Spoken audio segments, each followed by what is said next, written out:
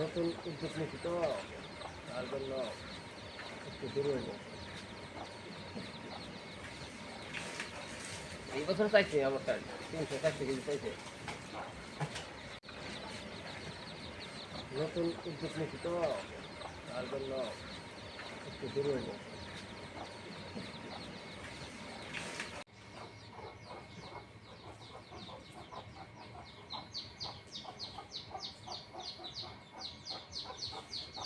Compost নতুন উদ্যোগটা শুরু করছি কেবল 1 মাস হবে।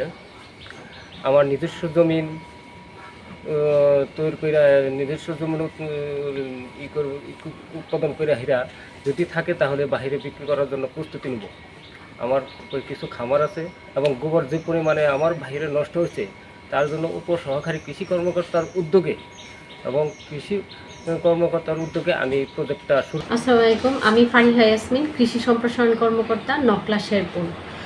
আমাদের উপজেলা থেকে অনাবাদি পতিত জমি ও পারিবারিক পুষ্টিবাগান প্রকল্পের আওতায় একটি কমিউনিটি বেসড ভার্মি কম্পোস্ট দেওয়া হয়েছে বানেশ্বরদী ব্লকের বানেশ্বরদী পশ্চিম কান্দাপাড়া গ্রামে।